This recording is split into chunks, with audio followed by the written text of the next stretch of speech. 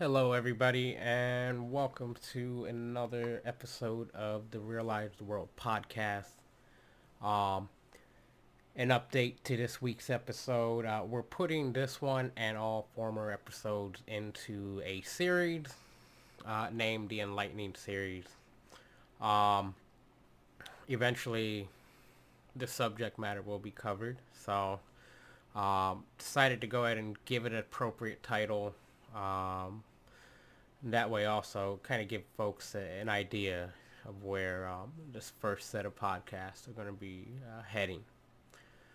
So, if you did listen to last week's episode, this week's episode is going to be about the Noble Eightfold Path. This is the fourth noble truth, four of four, and that in order to end suffering, you must, I guess not, I, if you want to seek this path according to the Buddha's instructions, you must follow these eight, and let me think of a word, eight elements of living. Okay.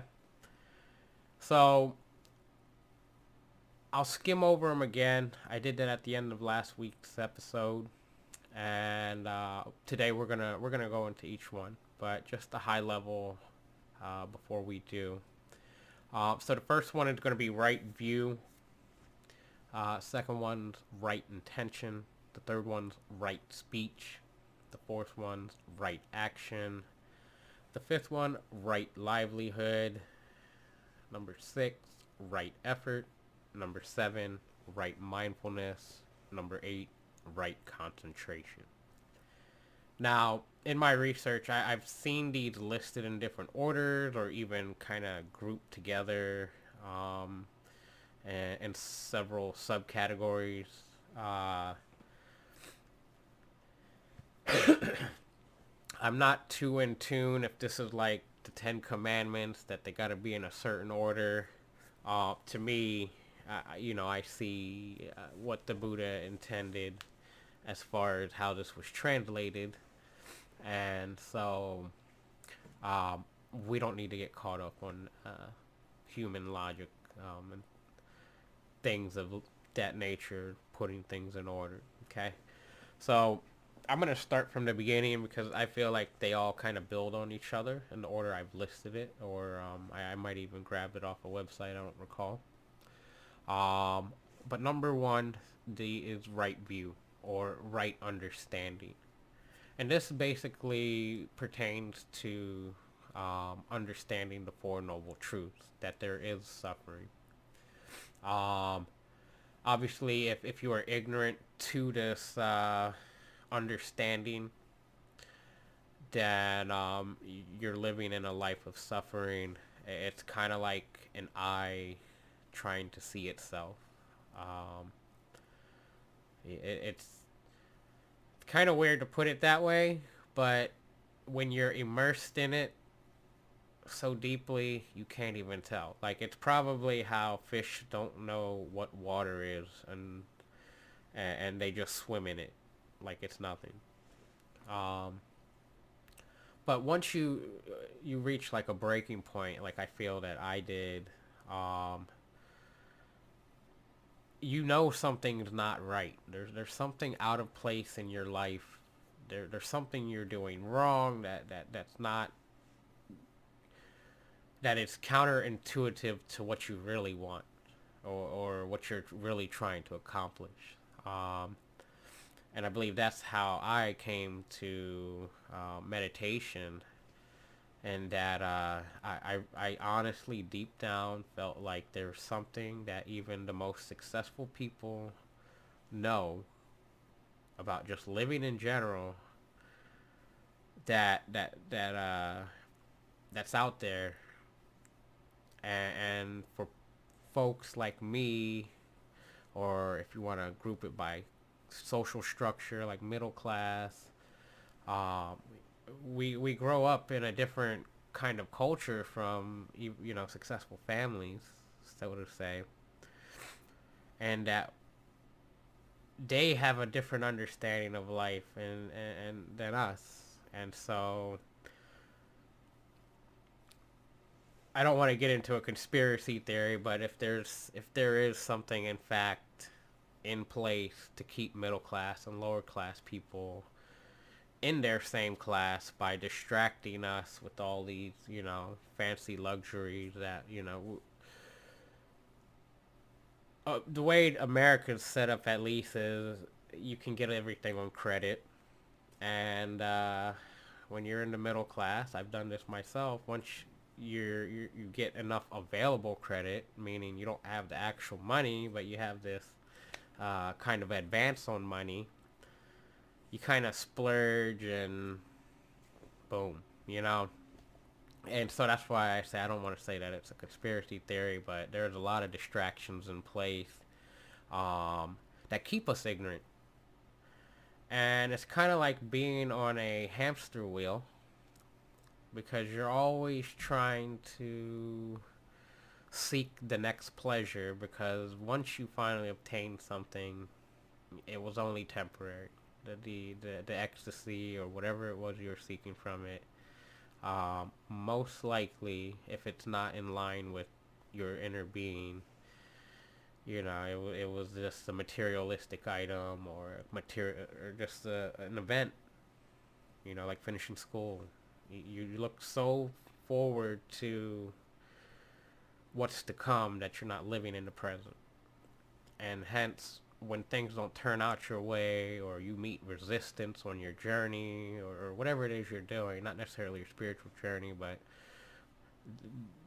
the path to what you're trying to accomplish, we're ignorant to the idea of suffering that we immerse ourselves in that. So if you didn't pass a class, um,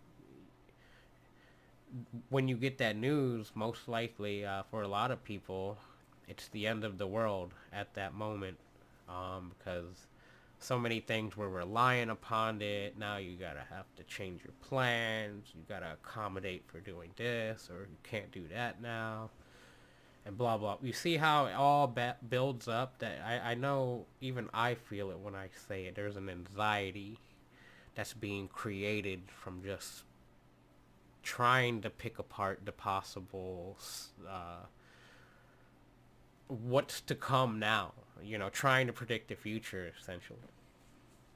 So, that in a nutshell, if one doesn't understand that anytime that they you feel down, something feel life really feels hard, it's really because you're looking at it the wrong way. And when there's that ignorance to the idea of suffering based on your perspective, um, it's hard to see. Again, it's like the fish um, uh, swimming in water. The fish most likely can't even see water. I guess maybe they see bubbles, right? But maybe most of the time they're swimming, it's like us looking through air. We don't see all the oxygen molecules. So it's in the first step, and we can take this from our science methodology, our scientific methodology that a lot of us are accustomed to, and that the first step to problem solving is identifying the problem, right? And so that's where right view comes in, is understanding what's not right here. Okay. The next one the Noble Eightfold Path is right intention or right thoughts. So once, and this is where I say once you or these steps, they build upon each other. So once you have that right understanding, then you can start practicing with right intention. And right intention and thoughts, or thoughts I should say, is avoiding the thoughts of attachment, hatred, and or harmful intent. Okay. So basically what this is saying is, now that you have an understanding of what the issue is, now you need to start training your brain um, to think correctly, so to say. And so when you have thoughts of attachment, those are going to motivate you um, based on your desire, right? So if you have an addiction to cigarettes, then when that nicotine craving hits, all you can think of is cigarette, because you have an attachment, or essentially you might even have an addiction problem like we're talking about here. The first step is identifying the problem. So when your mind identifies a deficiency in nicotine, it starts to create those thoughts of fulfilling it, fulfilling the deficiency. Um, and so when you understand that, you need to kind of avoid desiring things like that. Not to say all desires entirely off limits, but when you're moving with awareness, you'll understand that your attachment to cigarettes really isn't bringing you anywhere. The next bullet here for right intentions or thoughts is hatred, and so and we'll go ahead and group up and harmful intent, and that's avoiding thoughts of and when I think of hatred, it's the opposite end of desiring. Okay, it's desire, and maybe we can say resistance. So with resistance, it's something you don't desire, right? You don't want to go an hour without a smoke break. Um, those are things that you're resisting to the fact, um, based on your preference. It's just on the other end of the spectrum of desire. Harmful intent. So I can't. Maybe, yeah. I guess I could speak a little bit from experience. And that I know when I was a child, it somehow almost became a reactive response, that when because playing roughhousing as a male, um, in America, I guess, I don't know if it's different, but anywhere else, but I know we used to play fight, and so it almost became responsive that when somebody hit you in the arm, you try to hit him back right away. Um, Thoughts like that, I think they don't doesn't happen to me anymore, and I know it did. I had a couple instances of those when I was an adult. I'm still an adult, but in my earlier adult years. But I think that might have been something with maturity that's fell off. But I can recall there was just a quick instant mental process that, ow, that hurt, returned to favor, and really that was I guess a self-conditioned thinking pattern. Those are the type of things you want to kind of avoid. Um, if you're one to discipline a child or animal with physical force, um, I I I'm kind of in the middle on that particular subject. Um, there's a right and wrong way to go about it, and that it's acceptable for disciplining. However, there's a limitation. But you gotta take a take a look, be mindful of those thoughts arising, and evaluate: is this a conditioned response where I feel like the child disrespected my wishes, and so now I need to discipline him because he's not obeying? In that particular instance, I would not agree. Um, because the whole obeying thing is role playing. At the end of the day, the child needs to be treated as another human being, disregarding the genetic relationship that there may be, or the friendship, or whoever this you can put in those shoes. Um,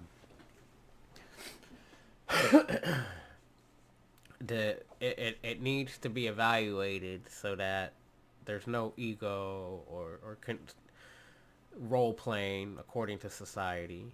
Um, Now, like in some cultures, they would cut a hand off a thief for stealing. I don't even know if that's true. I just know I grew up hearing that.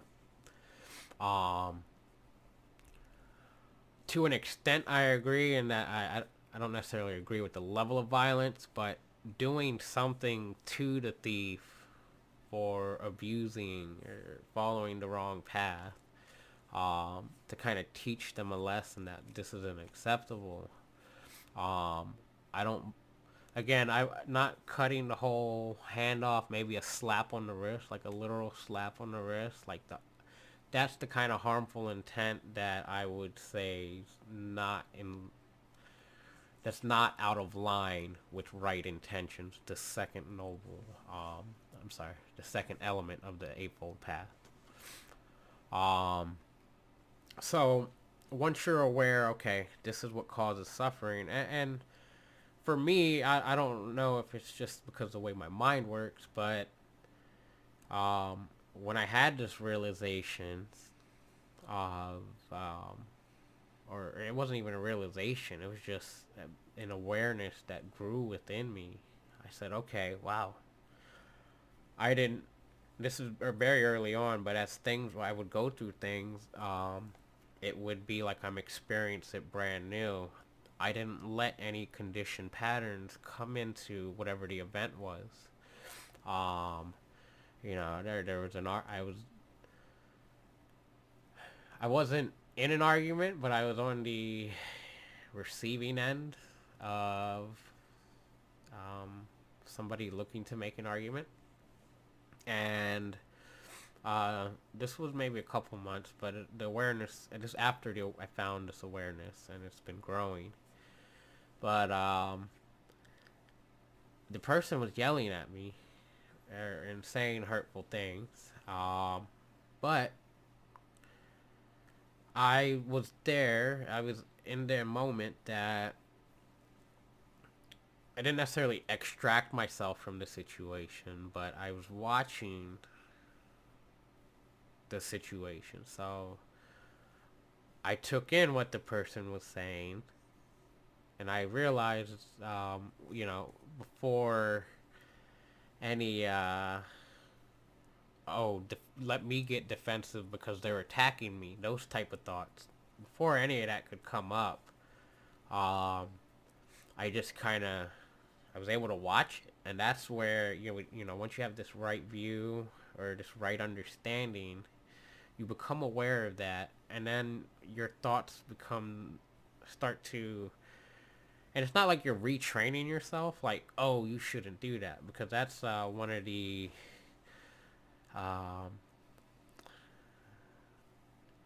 it's one of the curious byproducts of the journey, and that learning process, and that you're never necessarily wrong or right, because you don't know how that affects you, or anybody, or the planet. It's like when they say you could step on an ant here and cause a tsunami in the other side of the earth. Um, we don't know enough, and that's when you start to realize and be able to live with, not necessarily live with anxiety, but see past the illusion of anxiety, that even though it didn't work out your way at that moment, you don't know what the ripple effect is years down the road. Um, and you're not supposed to know. And that's what makes living present very interesting, because once you're able to pull yourself from this unconscious world, you're no longer living looking over your shoulder for what the future brings to you. Um, and instead, you live in the present, which is full of surprises. Um, and you no longer classify them good and bad, because you have that awareness of, okay, before I instinctively, ruin whatever is happening in front of me, or hurt anybody, or um, take away from it in any form or manner, you watch those thoughts arise, and you're able to parse through, because that we're humans, we can still make choices. As you're on this path, you could be aware of right thoughts and the right view, and you could still do something that totally wouldn't be necessarily in line with being entirely truthful with yourself, I'll say.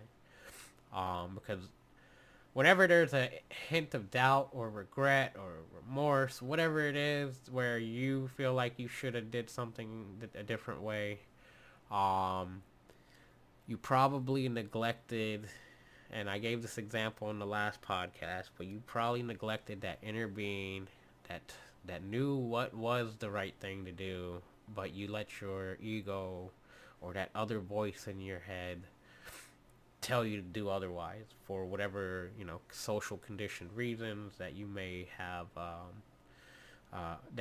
developed throughout your life. So that's kind of, once you get these two, I would, I can't really say it as a once you do this, the rest follow through, but I feel everything's built with a good foundation. Once you're able to be mindful of the thoughts, the rest kind of flows together, because now the next element of the Eightfold Path is right speech. So when you're able to parse out the bad thoughts, like if somebody cut in line, so instead of you getting all defensive and or on the offensive because you feel like that person didn't acknowledge your presence, etc., etc., a whole bunch of these different egoic scenarios as to why you would be mad that somebody cut in line. Um, right speech comes into play. Well, assume you can't get over the negative thoughts. Okay, you at least with knowing right intention, you can kind of steer any communication or speech that may come out afterwards um, in a way that's still in a self-preserving manner.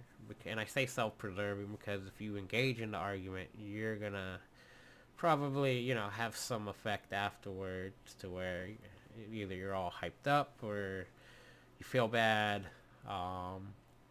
or the shoulda, coulda, woulda scenario. But you're able, once you're aware of the right intentions, and even if you can't bury the right thoughts, you can prevent them from spilling out into the physical world with the right speech and also right actions, the next element. But yeah, it's understanding the very fundamentals will drive your actions, to where even if you don't have to like wherever you are, if it's, you might not like the music or the food, no matter what, it it's fine that you don't like it, and it's not wrong that you don't like it, but you need to know how to deal with it without disturbing your inner stillness, your inner, there I would say picture like a needle balancing on its point, it's very easy to knock that needle off its point. Once you find this centering awareness, I wouldn't say it's as easy to knock the needle off its point, but the practice is not to knock it off its point. So you would do that with right speech, right action. As far as speech goes, there's a couple bullet points here, and that's avoiding speaking any lies, slandering, using harsh words, or indulging in frivolous chatter like gossip. Um, and if you think about it, I don't feel like this needs to be explained based on the foundation we just created based on right view and right intentions. Yeah, it would be obviously with right speech, it would be a bad thing to build yourselves in lies. I don't know. Even the smallest lie. There's something about that, and I've even noticed. Like I've stopped lying to my kids because there's something that knocks that needle over when, maybe you lied to your kid because you want them to go to sleep early, so you told them, no, you can't watch TV, or you lied about the time it was. I don't know. Something very minor, no physical harm done, but there's something in doing that. It knocks the needle over. For me. Uh, there's ways to speak lies. Well, to not tell the truth and not lie, I would agree, and that I think it's I think that's one of the magnificent things about humans being able to communicate. Because if you, I I believe that the whole labeling of the world by words is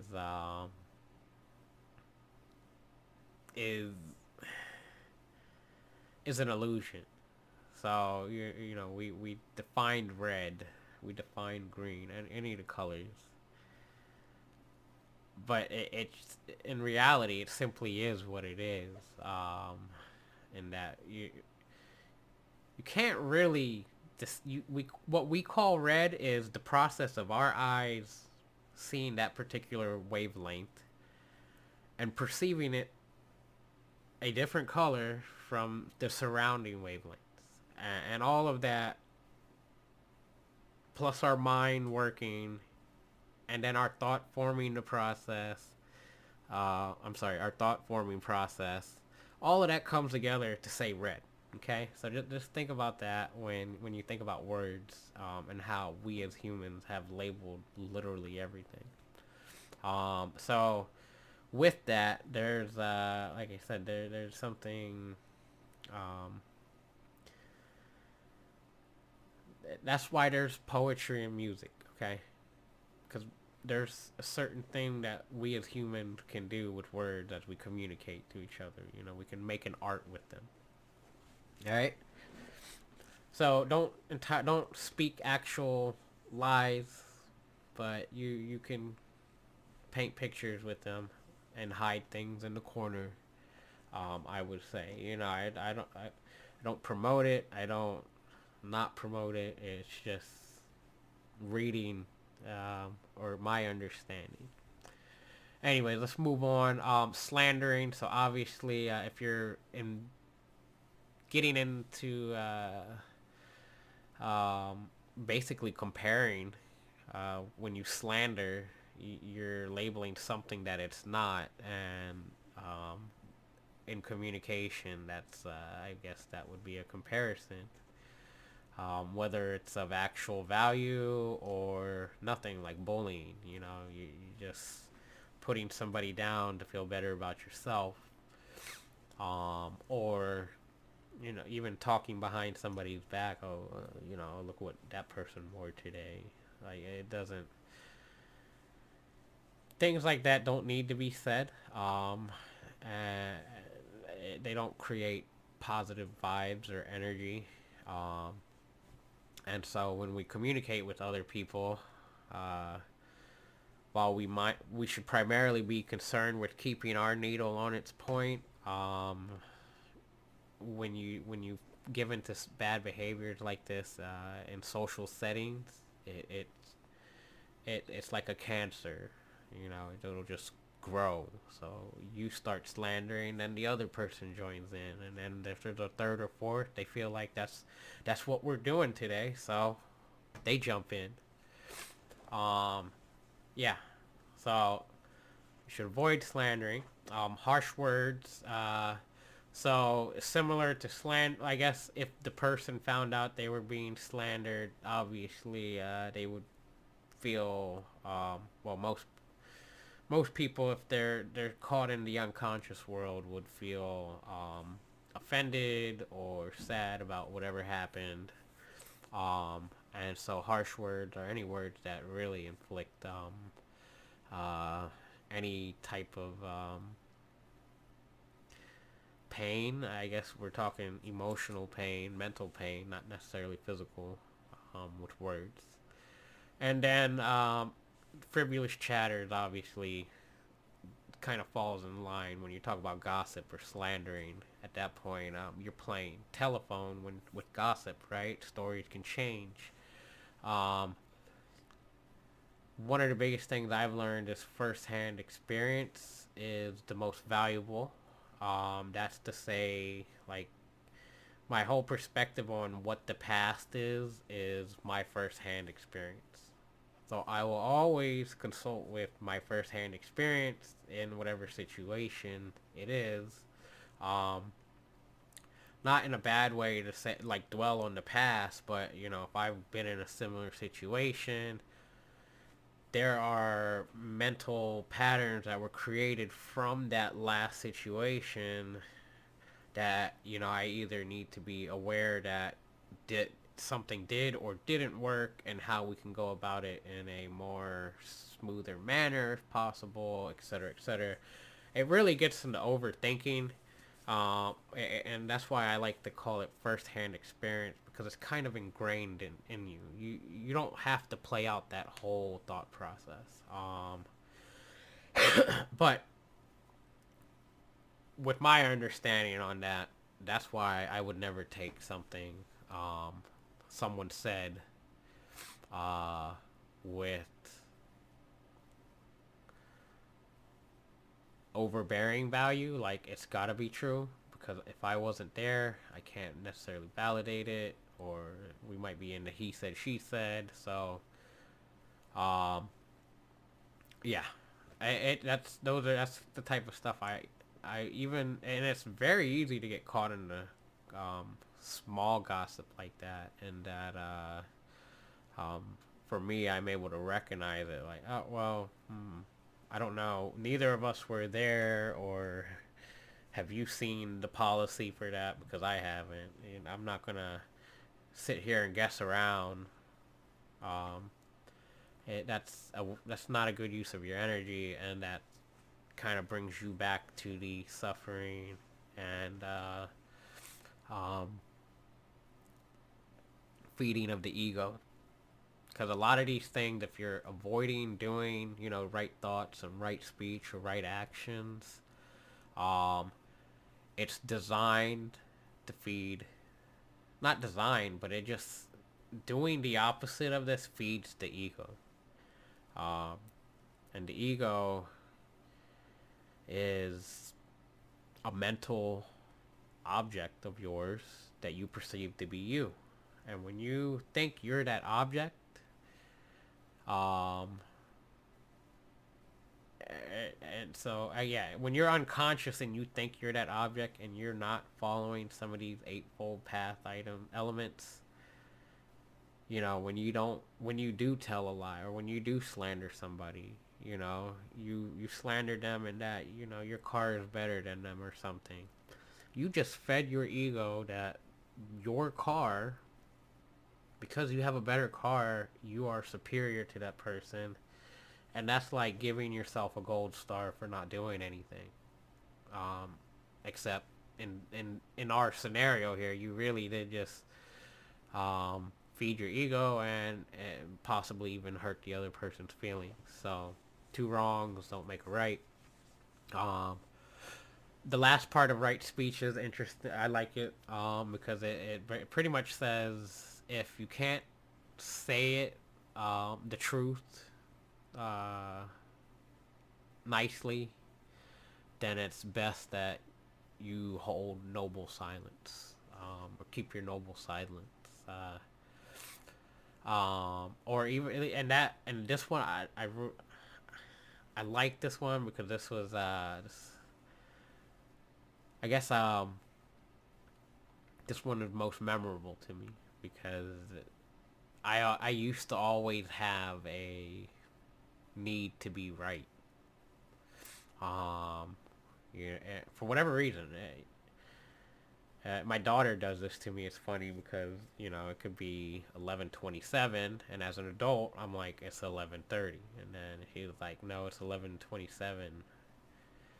Um, just those things like that. Like I used to do those, and it would be from anything minor to that to major, like at my job or my old job, where I had to go out of my way to make sure that somebody knew it wasn't done correctly. Um, so, uh, following right speech, you just don't engage in any of that. It's like, okay, well, all right, it's 11:27. Yeah, not necessarily. Oh, my mistake. I should have looked myself, but if you did in fact find out it was 11:30 a couple seconds later because you didn't look down at your watch and you asked first, there's not really any conversation to be had. Okay, so what? You tell the person it was 11:30. Now what? Now you've corrected the person and possibly offended them where they might want to get defensive. And you pretty much just fed your ego to correct that person and that you're more superior, that you can read time better, even though the other person is probably rounding it off for the sake of not living every second or whatever the case could be, right? So yeah, just with right speech, you don't be the cause of a cancer in a social setting, and you work within your best interest to keep your center, your pin on its point, right? So right action lines up with right speech, except here there's some focus on no killing, no stealing, and no sexual misconduct. Um, so killing is I I have there's a explanation here. So these three unwholesome deeds are caused by cravings and angers coupled to ignorance, and so I don't think we can necessarily speak for some people, for everybody, because I know based on history there were people that were unmentally balanced enough to enjoy murder, right? So we can't necessarily say maybe that's a craving, right? That's a sick craving, but that wasn't necessarily anger. But anyways, I think for most of us who grew up, even if we didn't live the life morally, we were at least taught that these are some things that we shouldn't do, such don't kill another man, don't steal from another person, and don't engage in sexual misconduct, such as if you're married, adultery, or anything like that, or rape, right? Things like that. Um, Obviously, so I guess with right action, don't harm another being, do not take from another being, and do not abuse another being. Uh, Everything you do should be you. So when you're imposing yourself into somebody else's boundaries with these particular um, things that aren't recommended, yeah, it's. I just don't feel like I need to really go into this one because it's. I I don't know. I don't even want to say that. Anyways, so keep your excuse me. Keep your actions in line with your inner being. Obviously, I think most of us, if we killed somebody, would have some kind of remorse, and because that's a very powerful thing to do, right? You take somebody's consciousness off this plane, this physical earth. That's a very powerful thing to do, and I think the way it's been portrayed in media, and we can see it with some of the soldiers with post-traumatic stress disorder. Um, those aren't easy things to live with. So, um, with understanding suffering, if your suffering has gone that deep into murdering or stealing, um, or sexual misconduct, then you could probably find a lot of peace in following the Noble Eightfold Path as far as bringing awareness into those particular issues with your life. Um, this next item here, that next element, right livelihood. So this one pretty much says do not engage in any type of work that has to do with creating weapons, slavery, breeding animals for slaughter,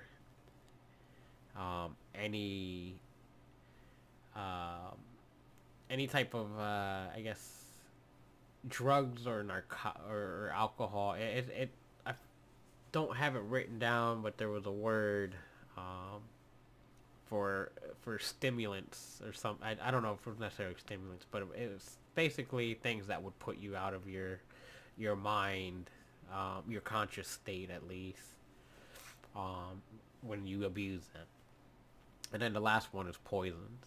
So obviously poisons will harm whoever it's intended for, or there's one. It explains even pollution here, which I guess if you're aware you're polluting, and you're not aware of any unintended consequences. I think the fact that you're involved in pollution should be enough that you should not necessarily be involved in that. Now this is a pretty big one because of the way our world has been created, or developed, I should say, and that we're industrialized and we have capitalism, and so it's kind of hard sometimes to be a worker bee when the powers above may be hiding things, and that you may not know you're polluting into the ocean with whatever your trade is involved in. But this lines up with right speech, right action.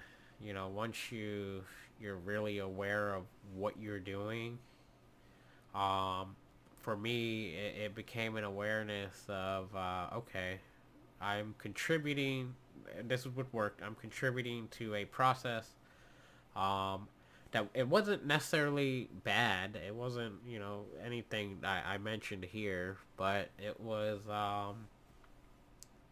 kind of work that amounted to nothing.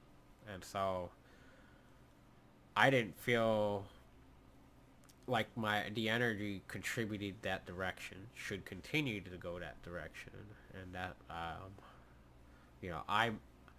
that wasn't the right livelihood for me. So here I am today. This is something I'm very passionate about, and so anyways, enough about me, right? All right. The last one, or not the last one, the okay, the sixth one, right effort. And so right effort, I found this two different ways of putting this, but I like them both. So one was abandoning negative states of mind that have already arisen, preventing negative states that have yet to arise, and sustaining positive states that have already arisen. And then I found another way of it being put, developing good habits. So with the fundamentals of understanding suffering and driving your thoughts, your speech, your action, and what you do as your livelihood, based on the effort of the understanding, it kind of falls in line. So I would say this one's more there to say that, I guess somebody could feel like they're not getting any results, but uh, just keep it up. If you're doing all of these how you should, it, there shouldn't even be an expectation, to be honest with you. But with this continuous habit of being mindful, being aware of all your thoughts that arise and what you say and how you act upon them or what you do for a living, being aware of that, continue to do that. If you started doing that, I I can't imagine that it wouldn't have made a difference in your life to where you wouldn't realize the effort you put in. Um, I could be wrong, but just trying to explain it, I can't imagine somebody practicing without developing a habit. It's almost like uh, you're doing something for no reason. Like maybe how I just explained with my old job. I'm just doing this for no reason. So have the right effort, with mindfulness, and with awareness. Um, so the last two here, are the pretty much what I developed, realized the world based on, and that's mindfulness and self-awareness. So with right mindfulness, once you have the right effort going, you develop right mindfulness. You there's not going to be a manual, and like everybody thinks, Christianity says this is right and this is wrong, so it's all dualistic. Once you're able to see past duality, you see past right or wrong, and there's just being. And so as you develop awareness, you develop that understanding, and so at least for me, that's what really helped me stop beating myself up when it came to like failures or things not panning out the way I wanted. The right mindfulness and the effort that I put in, I didn't, and it's weird. It's like I didn't intentionally put effort. It was just something that was happening, and I could see the energy put towards it equals the benefits I was feeling. So I just continued it. There wasn't an effort like, oh, I must obtain something, because I completely stumbled upon this, enlightenment, self-awareness, awakening, not necessarily by mistake, but unintentionally. I was looking for an outlet to deal with my anxiety, to deal with suicidal thoughts, to deal with depression. Um, I'm sure there's a couple other things that it all falls under that one umbrella of suffering and desires, right? Desire for the past to be different, and desire for the future to come a certain way. Um, the mindfulness allowed me to watch how my mind produces those thoughts, and just, I guess, me trusting my inner being allowed those thoughts to be, rather than my mental object, the ego, thinking that that particular idea in my head, who I thought I was to be, was being threatened by stuff. So it, it's a very great thing. I can't say any. I don't know what else to say about it. It completely changed my life. I wasted so much energy and thoughts on things that didn't matter, and I've let it spill out. Like I said, with right speech, like cancer, and shared negative thoughts with people, which had egoic motives or whatever the case is. I done the opposite of this noble eightfold path. And with mindfulness, it it's a great thing. Um, that brings me into the last one, right concentration, or some people put it meditation. Um, I've also seen it described as single-mindedness. And so this one, I don't know where I grabbed this Wikipedia. It said right meditation is deep concentration or total focus. I like this next part here. The purpose is to train your mind to obey you and not the other way around. And so, I keep talking about your ego as a mental object. Um, that's all it is. It's a thought. Your ego doesn't exist. You can't put your physical hand on it. It exists in your head, yes, but it doesn't physically exist. It doesn't exist with the color. It doesn't exist with the smell, right? It's a thought of who you think you are, and that it's a particular thought, the way the brain works, with certain things, that the brain gets attached to it.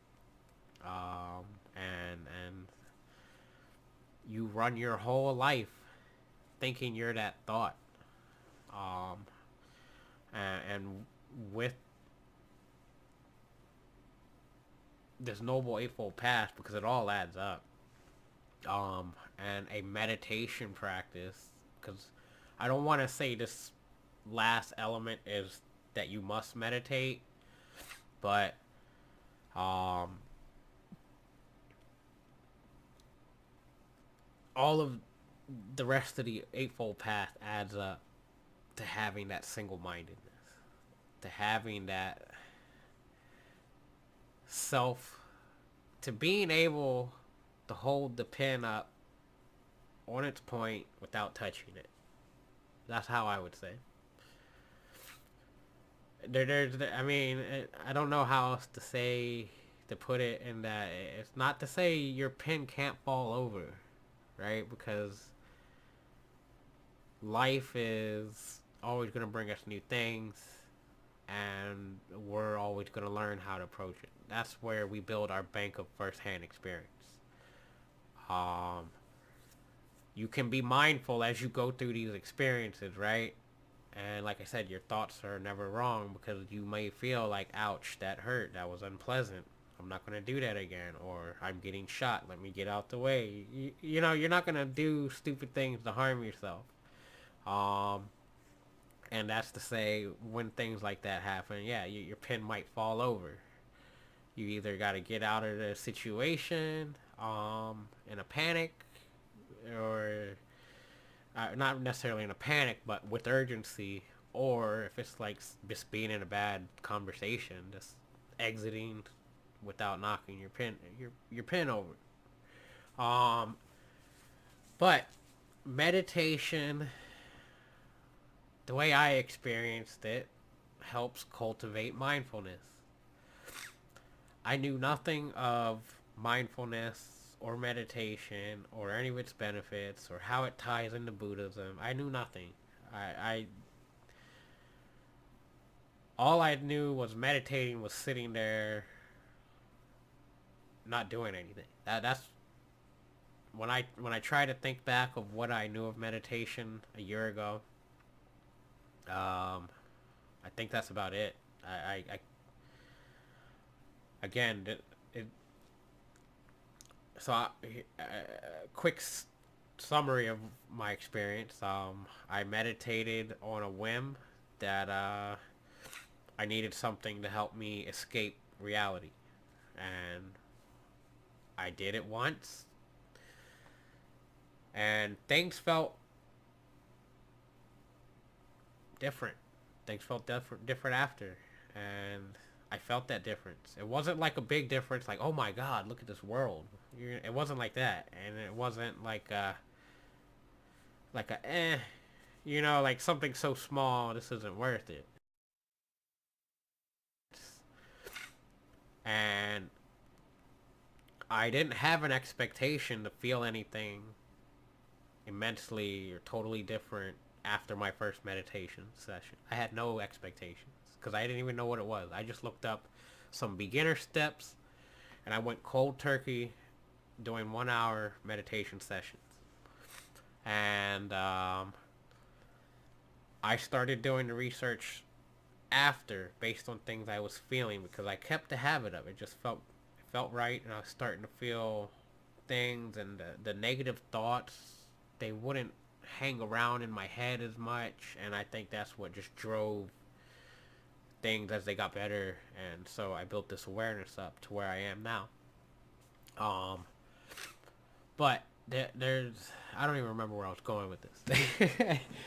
But right concentration, right meditation. Oh yeah. The meditation cultivates mindfulness. So yeah, for me, I didn't know I was even cultivating mindfulness. The way I was developing, being able to watch my thoughts and my actions, and how that made me feel on the inside.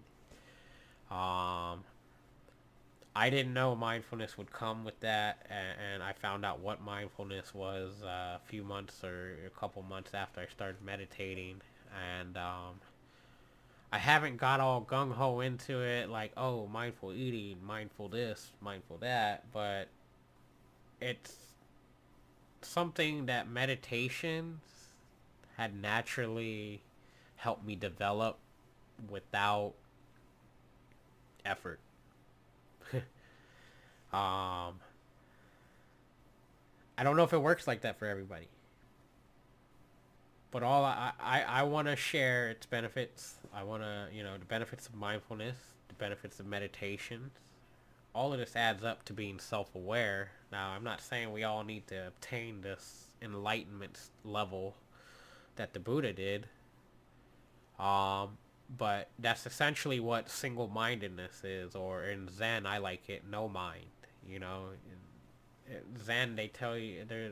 I think in archery, you release the bow without thinking about it. Um, that's probably hard for most people to imagine, but when you understand what this single-mindedness is, or this no mind, um, it's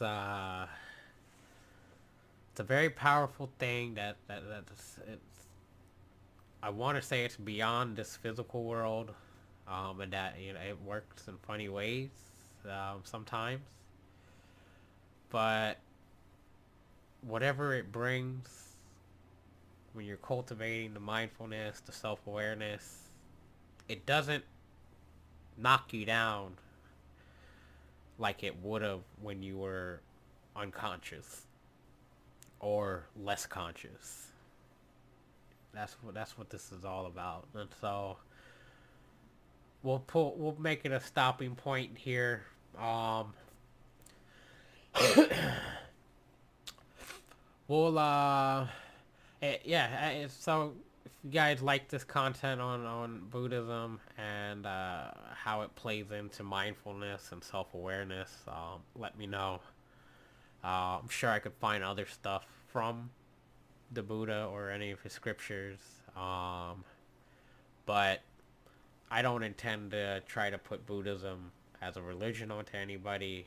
It's if you haven't listened to the first couple episodes, again, we are simply discussing this because another human being, approximately 2,600 years ago, discovered mindfulness and enlightenment and the joy and peace that it brings to the inner being when you don't play into the illusions of the physical word.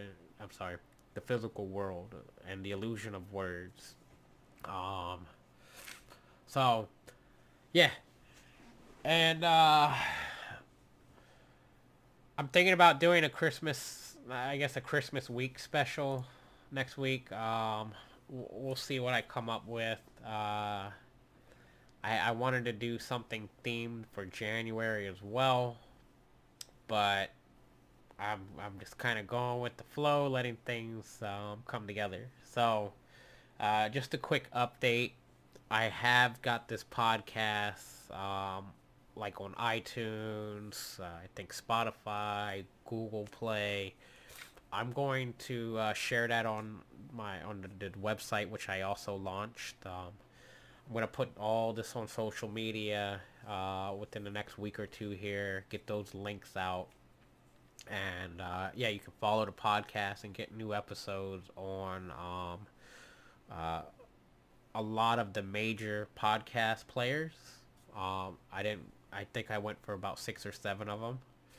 Or I have an RSS feed set up. So if you know how RSS feeds work, you can grab the URL from my website and add it to whatever app or extensions you may be using. So that about wraps it up, guys. Appreciate everybody listening, and we'll catch you next time. Thank you.